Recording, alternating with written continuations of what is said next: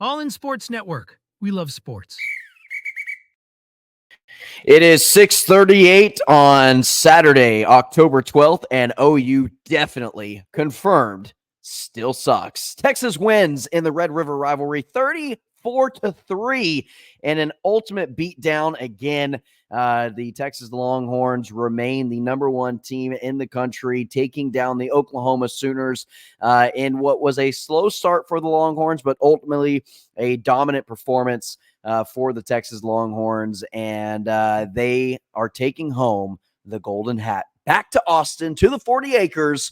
Texas wins. I'm Tanner Carlson along with Jake Jimerson. This is All in Horns brought to you by Rogue Sports Network, your daily fix for all things Texas Longhorns. If you can tell that my voice is a little out, I've been screaming all afternoon at my TV. I've been indulging in a little adult beverages throughout the afternoon as well. So we'll see how this thing goes. It's going to be a fun time. Jake, how are you doing, man? I mean, spirit's got to be high, right?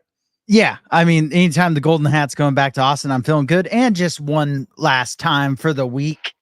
Oklahoma sucks. Just had. Whoop! Still had the megaphone going. Just had to.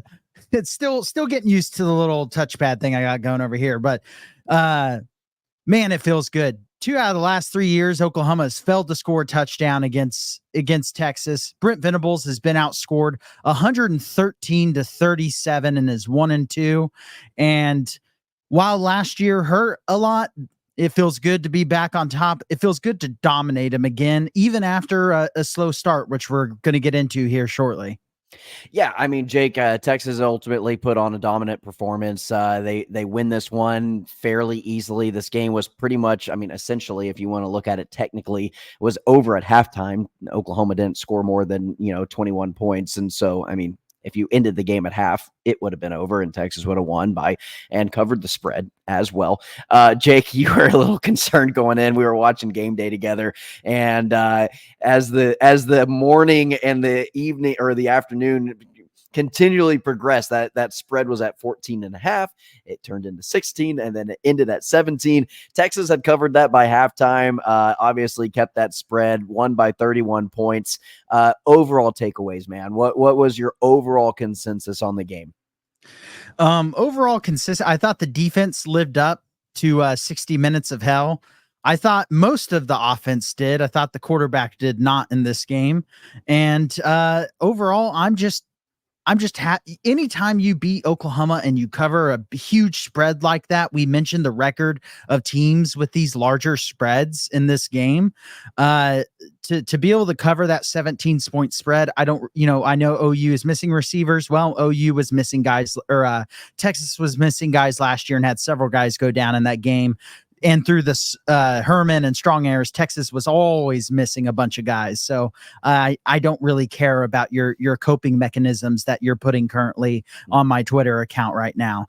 I do not feel bad for you. I feel bad for the players that are hurt, but I do not feel bad for you, the fan that has talked smack relentlessly since your fluke win last year. And it feels good to set the record straight of what this series is going to look like with Sarkisian at the helm, which is dominating Brent Venables schematically every single year, because each year they have put up over 400 yards. They have put up 30 points or more against what I even believe is a very, very good, if not great, defensive coordinator in Brent Venables. And so nothing but smiles from me. You can nitpick this game, but as we have said so many times, this game is fluky. I'm not going to sit here and overly nitpick a 34-3 win. Sometimes I feel like Texas fans forget how fluky this game is and how crazy this game is, because which is odd, because Texas has typically been the underdog going into this game year in and year out. Oklahoma over the last decade and a half has been favored to win this game pretty consistently. And the fact that Texas has made this a one possession game or fewer going in the last 9 of the last 11 seasons in this game, the fact that Texas has 2 out of the last 3 wins in this game right here, in dominant fashion, covering the spread and just dominating the way that they're supposed to, I would think Texas fans are coming away with this one overall in a very positive light. Now, there were some fans still on Twitter and on social media saying otherwise. And I think a lot of that has to come early in the game. Look, I'll be the first one. I'll raise my hand, man. In that first quarter, I said, look, if Quinn does not get it going, if he cannot start playing at a more efficient rate, I'm calling on Arch. Hand up, both hands up. I said that. I texted you that. You have the proof. Even if I denied it, you could still prove me wrong. Look, Quinn didn't even really get it going, but the team, the Texas Longhorn team, is good enough overall, whether that's defense, whether that's skill position guys, whether that's the offensive line at the line of scrimmage, dominated this game despite their quarterback being a liability on the field in the first half, to go up 21-3, get them comfortable, coming in the second half. Ended the game 20 of 29, had a touchdown, had a rushing touchdown as well, played fairly well. If you just look at the box score and you look at the stats, you're thinking, hey, Quinn Ewers didn't necessarily, play all that bad. Had 199 yards passing, had a very good completion percentage overall in the game, but was a liability in that first half. And so that slow start concerned me. It worried me. It frustrated me. I didn't want Texas to come out that way. Throughout the last 2 weeks, Jake, you and I talked about, here's how Texas can lose this game, and it's how they came out and played. And so I think that is how I was concerned and worried. They weren't converting on third downs. They weren't getting first downs. They weren't moving the ball. They were committing turnovers. And so those were sorts of things that you and I talked about over the last 2 weeks of how Texas can lose this game, and it's exactly how they came out and played. Luckily, the end result was not that. Yeah, mainly offensively. The defense was very good from start to finish because they were put in terrible field position at the start of every drive in that first quarter. And at the end of the day, Oklahoma averaged barely over 3 yards a play. They averaged 2.3 yards per rush and 4.9 yards per pass. That is horrendous. And yes, they are not a good offense and they have struggled this year, but that is a different level of terrible. I mean, they weren't able to get into the end zone. That hasn't happened this year. And they were dominated. The defense dominated them from start to finish. It almost felt weird when OU got a couple first downs. You're like, did they find something? And then it would get shut down real quick. And so overall, the defense was dominant from start to finish, but it was really just Quinn Ewers, I thought, that hurt them to start the game, because when you look at the way those offensive drives were ending, you had a missed touchdown pass to Bond, who was wide open because of a beautifully drawn up play. You had a third down where he kind of scrambled and lost yards and had probably about 3 wide open guys right in front of his face that he easily could have hit for at least a first down, if not more. And then there was a handful of other passes where someone was wide open. And in that money area where Quinn typically never misses, in those intermediate passes, and the ball is just floating on him. And there was several times where he had a guy in one-on-one coverage that he just didn't give a chance because he overthrew it. And so if Quinn came out and was crisp in this game, this could have been a 49-52-3 type game easily, if not worse, because other than that, OU's defense didn't really have any answers. They weren't generating much pressure. All the sacks were on Quinn for holding onto the ball too long. Texas ran the ball much better than I expected. Two horns up for the offensive line today. That is my MVP of the game, is the offensive line, because that was the running performance we've been looking for. And there's a couple other things I want to get into culture-wise that showed up as well in this game. Yeah, and Jake, you talk about Quinn. He came out, he looked timid. He looked like he was second guessing himself. And I think that was more maybe of a confidence issue or whatever, which is strange to see from a guy like Quinn, because he's never really had that issue in the past of he comes out and he just is second guessing himself, and he's not assertive in his decision making, and he's second guessing his reads, and he's not really trusting his eyes or his wide receivers, which has never been a situation or something that has been an issue with him in the past. And so really seeing that in the first quarter, I think that was what was so frustrating, because it was like, dude, just trust yourself, man. Just play. Just go out there and play football, because right now that's not what you're doing, and you're hurting yourself and you're hurting your football team who is following you, and they've got your back, man. Just trust the play call, trust your arm, Trust what the defense is giving you, because the defense was giving him open looks. Like you said, he had Bond wide open. He had Golden wide open on the interception.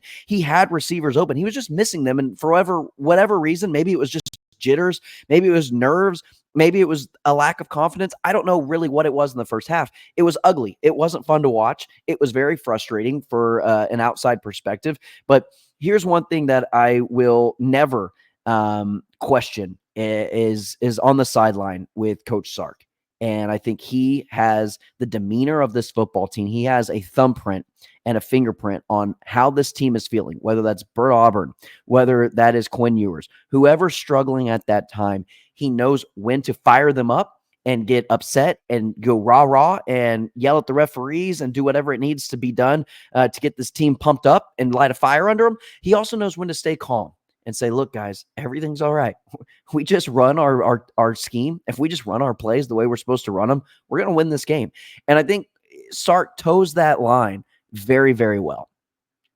Yeah, I thought this game was kind of a masterclass from Sarkisian, because he had a quarterback who was not playing even close to what the level is that he's shown all this year and the majority of last year even. And yet he was able to have the offense go for over 400 yards and over 30 points against a defense that's been very good. That to me was all Coach Sarkisian and the offensive line as well, as I mentioned. But I thought Sark's scheme and his play calling ability really stood out. Once he realized after those first couple, I think he really wanted to get Quinn going in those intermediate throws. And once he realized that wasn't happening, he changed how he was calling the plays. And then the offense rolled in that second quarter. They had 15 yards in that first half, I think, off of 3 drives. And then in the second quarter, they had over 230 yards. That is coaching. That is a coach adjusting to his player, to mainly his quarterback, not playing at the highest level in that first quarter. And to me, that shows the evolution of Sark from his first year to this year. And you saw not only that, the schematics, the play calling ability from Sarkisian, but you saw the culture that he's implemented in a play I know we're both very excited to talk about. Silas Bolden might have made the play of the game in this game. Play of the season. I'm going to go ahead and mark it. The play of the season. I mean, this was, you told me first. You called me immediately after that play, and you mentioned first to me Jordan Whittington against TCU a season ago after the interception from Quinn, and then Jordan Whittington comes from behind, strips it, and Texas regains possession from the forced fumble from Jordan Whittington. That was a similar play. Now, Jake, for that to happen 2 years in a row, you can only attribute that to one thing, and that's culture. And for it to be someone who just came in. Silas Bolden just came in, has not had the season that he would hope to have had. And instead of just celebrating because he think Wisner's going to score a touchdown, he's at the 25-yard line when Wisner's at about the 10, and he's in a full sprint and is rewarded by seeing the ball go out and outrunning probably about 3 Oklahoma players that were within 5 yards of the ball when he was about 15 to 20 yards from the ball to get a touchdown. That was Texas wanting to win this game more. That was culture. And that was what Jordan Whittington, Bijan Robinson, and all these players that are in the NFL now, that they have helped implemented with Sark. And it shows how this program is just in a completely different spot than it was 4 years ago, than it was 3 years ago. That was, like you said, that might have been my favorite play of the season, because last year everyone has talked about that Whittington play, and I don't think Silas Bolden realizes it yet, but he's going to be remembered for the rest of his life for that play. It doesn't matter what he does the rest of the season. He has implemented he has stamped his mark in Texas Longhorn legend history in the Red River rivalry game. And all it takes is one play in the Red River rivalry. That's all it takes, is to stamp your name in the history of Texas Longhorn greats. He made a legendary play, and it really took off the trajectory from that game since then, from that play on. Jake, 2 forced fumbles from the defense following that play. Texas gets the ball back. They score. Texas forces a fumble. They had an opportunity to score another touchdown. A bogus holding penalty on Gunnar Helm takes that away. Misses two field goal opportunities from Burt Auburn, and then you go into the you go into the opportunity of going in a half, maybe even more than 21-3. But it's that play that sets you up to make the run that you did in the second quarter from Silas Bolden. And Jake, I do want to talk about a little bit some MVPs in this game. There are 3 names that immediately come to mind, and you can throw in your 3 names or 2 names or 4 names or 5 names, whatever you've got to me, man. Throw them at me. I've got Tre Wisner, I got Gunnar Helm, and Anthony Hill. Yeah. But really, you want to attack number 0 on the Texas defense. He's good, but he's the worst player on that defense. Shout out to Gabe Ickard. Shout out to him. Gabe Ickard gave a scouting report following the Mississippi State game. And for those who don't have Twitter X, Gabe Ickard is someone, I guess, who just is a OU. He played there apparently. Okay. I didn't really know the importance of who Gabe Ickard was. He obviously didn't make a very big impact on the field either, but his scouting report may have been even worse if the coaching staff took his word into any type of account or any seriousness. But basically, gave some pretty decent points. And right there at the bottom, attack number 0, the worst player on Texas's defense. And I'm paraphrasing, but that's essentially what he was saying. And let's go ahead and look at Anthony Hill's stats just real quickly. 11 total tackles, 7 solo tackles, 2 sacks, 3.5 tackles for loss for Anthony Hill, player of the game on the defensive side. He forced a fumble too. And forced a fumble. Yeah. And then Broughton recovered it. And that was part of that second quarter blitz. Attack number 0. Attack number 0. Yeah, please. Every team remaining on the schedule, please attack number 0. He's really good, but he's the worst player on the defense. So attack him. It'll work out really good for you. While you're at it, go ahead and leave Colin Simmons one-on-one. He's just a true freshman. He's not that good. Yeah. And then also here, I don't want to name the same MVP. I've already listed my offensive MVPs are Tre Wisner, Silas Bolden, the offensive line, and Wingo. My defensive MVPs are Leona Lafau. I loved his performance today. Really well. Every time he was on the field, a splash play was happening. He's a guy that it's hard to get him on the field because you have David Binda and you have Anthony Hill. You have to find ways to get him on the field this year. And they are finding ways to get him on the field. And I thought the defensive game plan was fantastic today. They kept it simple. They didn't overanalyze OU. They just realized don't let Hawkins do a bunch of crazy stuff to beat you. And they didn't. And so I'm going to throw PK in there as a defensive MVP. Really Sark too. I thought the coaching, there was a gap in coaching within this game and within the schematics of this game. And part of that, yes, is personnel issues for OU, but Texas didn't let them do anything fishy. And so I was really impressed with that. And then Michael Taft will be my last one I'll list. There's a lot of guys who had a lot of great impact. Obviously the corners, you didn't hear from them at all this game. That's a good thing. I expected, and I expected that in this game with OU missing their top 5 receivers. But Michael Taft was great. I thought that sack he had really settled Texas into the game. It really just kind of said, okay, we are the better team. We started a little slow. We finally got a big play, and that kind of settled the defense in, settled everyone in the sideline in, and then they came out and dominated the second quarter. Tre Wisner had 13 carries, 118 yards, by far a career performance by Quintravion Wisner. His mother wants him to be called by Quintravion. We're going to try to honor that. It's just so much easier to say Tre, but Mama Tre, we'll do our best to give him his full name. Average 9.1 yards per carry, Jake. By far our best performance by a Texas running back this season. He added a touchdown of 43 yards onto that. He probably should have had 2 if he didn't fumble on the goal line there, where Bolden had to recover it into the end zone. Do we have a new running back 1 in Texas? I think so. I still think you're going to see them get a similar amount of carries simply because I don't think you can afford to have a workhorse back when you only have 3 wide running backs left on the roster, essentially. But I do think Wisner, as of right now, he's just been better than Blue this year. And Blue wasn't bad today, but Wisner's just at a different level right now, and he just seems more confident. I wonder if confidence is a little bit of an issue for Blue right now, especially after those fumbles last week. But I thought both running backs were really good today. They forced a lot of missed tackles. OU's defense, we talked about it, how physical they are, how good they were, and they showed spurts of that in this game. But at the same time, Wisner was running through people. He was breaking tackles. Stuntsman was mostly quiet in this game. He had one big play early, and then that was really it. I don't remember seeing him do anything other than get off the bus with a gigantic Longhorn chain on his neck.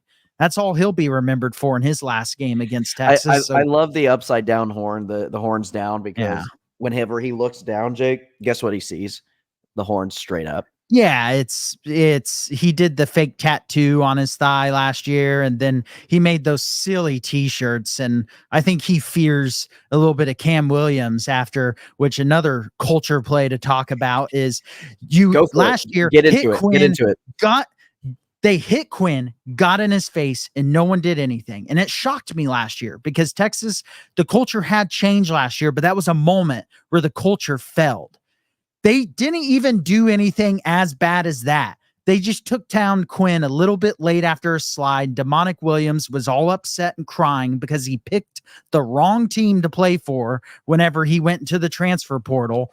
And then he got big old Cam Williams in his face. Jake made every single Texas offensive lineman was ready for a fist fight on the field against OU because they hit their quarterback slightly late. And when that play happened, that might have been even more than the size pulled, and that might have been the most pumped up I got. Because as we've talked about over and over, I love offensive line. And to play offensive line, sometimes you got to be a little pissed off. Sometimes you just got to want to, and excuse my language, sometimes you got to want to hit the shit out of someone and just knock them out.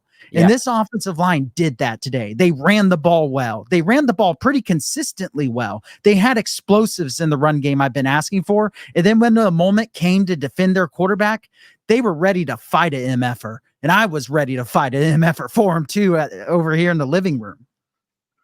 Yeah, well, that's the whole thing, Jake, is that's a culture change. That is something that if you're a coach, if you're a fan, and you see your offensive line stick up for a running back getting hit late, whether that's Tre Wisner getting pushed in the face after that play because Tre came in after the hit and actually kind of asserted the scruffle in the first place. He's the one that kind of came in after the late hit and said, wait, that's not okay. And then he gets pushed down, and then Cam Williams comes in. If you're a fan and you have an issue with your team sticking up for each other as a team against a hated rival, and you're like, oh, no, you got to be – cooler heads have to prevail because it's 15 yards. I take those 15 yards every time and then some. Give me 30 yards. Give me 45. I will take a fight sticking up for your own team in a Red River rivalry game 10 times out of 10.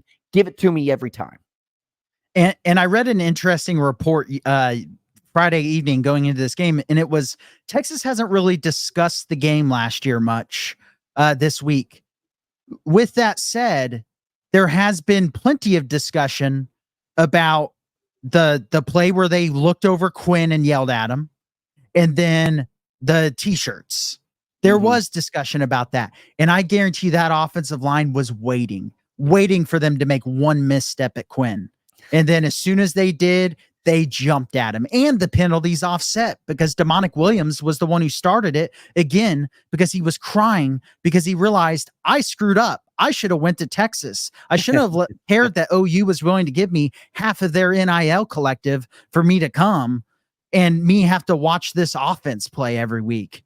I mean, and Demonic Williams, by the way, did not do much today, so maybe he wouldn't even played at Texas. No, it probably would have been about 4th, 5th, maybe 6th on the depth chart there on the defensive line. Gunnar Helm, Jake, 5 receptions, 91 yards, averaged about 18.2 yards per reception, and a touchdown along with it with a long of 30.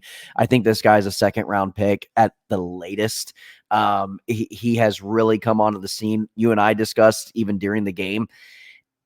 Is he providing a bigger impact than even a JT Sanders from last season? I think so, possibly. I think he's a better overall tight end. I think JT Sanders may be a little bit more athletic, faster down the field, maybe a better receiving threat, but I think Gunnar Helm as an overall tight end, I think has more upside going into even the NFL at the next level than a JT Sanders does. And I was nothing but impressed. Going into this game, I was like, Gunnar Helm needs to have a big game. He had a big game against OU last year. He played extremely well this year as well, had huge plays. And they're on the money downs. They're on the third down plays. They're on the second and long plays where he's shortening that yardage up. And I don't want his performance today to go unnoticed.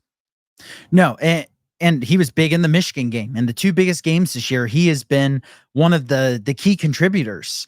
And I'll venture to say, I like JT Sander. Gunnar Helm is a much better tight end because, yes, I know he's had some penalties, but he is a good blocker. That penalty today was bogus, by the way. I could get into a whole nother rant about how holding just gets called because they see hands outside. The OU guy just went into him. He obliged and took him to the ground. As he should have. That was a good block. That was not holding, but I'm not going to get on my soapbox on that. But no, every time it feels like Texas needs a big play, and if there's any pressure whatsoever, Helm is there. He's not only a safety blanket, but he gets a lot of yards after contact, and he tries to hurdle people, which cracks me up every time he tries to do that. But he has been, to me, the biggest surprise this year. I knew he would be good. I didn't think I would be agreeing with you in that he would be a second round pick midway through the season. I thought he was like a 5th or 6th round pick originally. He is, to me, shot up the boards this year. Jake, there was 11 tackles for loss, 5 sacks on the game. We talked early in the season that some of the pressure from the defensive line and from the linebackers weren't resulting in sacks. This game, Mississippi State game, they have resulted in sacks, 5 sacks on the game. Colin Simmons played a phenomenal game as well. He ended up with a tackle and a half for a loss. Anthony Hill, again, 3.5 tackles for loss with 2 sacks. You also got Michael Taft with a sack in there. Byron Sorrell, Ethan Burt got a sack. A lot of those guys credited at least with half a tackle or at least a full tackle behind the line of scrimmage. Talk a little bit about the blitz packages that you noticed in the game and what PK brought to the game from the defensive side of the ball. Yeah, I actually thought they were pretty vanilla for a lot of it, but they brought in a lot of fun packages where they had, Colin Simmons, Anthony Hill, Trey Moore, all kind of lined up, rushing that NASCAR package they've talked about. I loved the blitz design on Taft. I thought PK in the last few years has done too many delayed blitzes. Taft was running up pre-snap, but he timed it to where Hawkins didn't see him, so he basically snuck up to the line and was at a jog and then timed the snap so that when Hawkins snapped it, he was able to break into a full sprint and Hawkins never had a chance. And that was partly due to play design, and that was taking advantage of a freshman QB, which is why starting true freshman QB in this game is never an ideal situation for a team. And that showed today because I'd been fairly impressed by Hawkins up to this point, but he looked like a freshman today, and the Texas defense did a great job of bottling him up, containing him, but not only containing him, but getting those sacks. They've had 11 sacks in the last 2 weeks. It's and impressive. This is why you and I were saying in those first weeks, we weren't concerned about the pressure because teams were just saying, we're either going to run the ball a ton or we're just going to get the ball out as fast as humanly possible because we know they're going to sack us if we hold on to it at all. And now we've seen that when teams are in must-pass situations, the sacks are coming.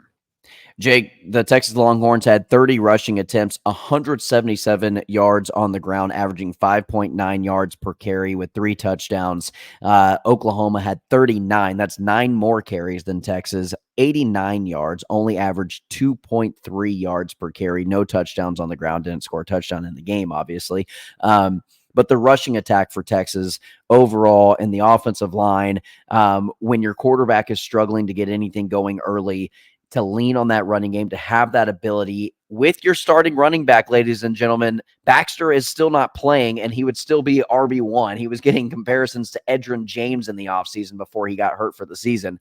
And you're using really RB2, RB3, and RB4 as your primary ball toters. And just the run game and the offensive line, extremely impressive performance today. Yeah, I mean, this is why Tashard Choice takes so many running backs. I remember seeing last year was like another running back recruit, and whenever I believe it was Gibson had committed, it was like, yeah, because you never know what's going to happen. And this is why, this is why you if you have a guy that's talented and wants to commit, you take it every single time because you never know when you're going to need that depth. You look at Oklahoma with all their wide receivers gone, and granted 5 wide receivers being out is a little bit ridiculous, but I'm sure they wish that they had probably had some more, even true freshmen coming in that were 4 or 5 stars ready to go. That's why Sarkisian is loaded up on wide receiver this way, which, by the way, they just flipped the 4-star wide receiver the other day in McClutchin, who's going to be even more talent brought in on top of the 2 5-stars. And it's just being prepared. Isaiah Bond went down today and the offense didn't miss a step. And most people would say Isaiah Bond is the best receiver on this team. I might actually venture to say it's Ryan Wingo, which is a little bit crazy because he's a freshman. Scary to say, but it's possible. No, you're not entirely far off, Jake. Just real quick before we jump off for this show, and I mean, if we go a little long, we go a little long. Alabama wins 27-25 over South Carolina at home, narrowly escapes their second straight loss. When was the last time you saw Alabama lose 2 straight? And then Georgia, who Texas plays next week, number 5 in Austin, narrowly escapes Mississippi State 41-31 in Georgia. Jake, has Texas cemented themselves as the best team in the SEC right now through 7 weeks of play? No, they will next week. I will not say they've cemented themselves until they beat a more legit SEC team. Oklahoma sucks this year. They have a good defense, but they suck. Mississippi State, I want to see them beat Georgia. If they beat Georgia next week, I will firmly come on here and I will say they are the best team in the SEC. I think they should beat Georgia, but they're going to need Quinn Ewers to play better because that's how Mississippi State hurt them today, was through the air with Michael Van Buren. Well, Jake, the Texas Longhorns were not the only team to take down Oklahoma this week. The women's soccer team won 1-0 over Oklahoma earlier this week, and so it has just been a dominant performance for the Texas Longhorns over Oklahoma and OU sucks week, really throughout the last 2 weeks. And so, Jake, any final thoughts before we log off today? I'll just throw this in there real quick. Texas volleyball 4-0 in conference. They've been rolling since conference got going. They won at number 18 Florida in a clean sweep. They play number 12 Kentucky on the road on Sunday, so tune into that if you have time. And just it has been a great week to be a Longhorn. All the sports are doing well right now. And then football came out and did what we thought they should do on paper, even if it wasn't as pretty as some fans would like.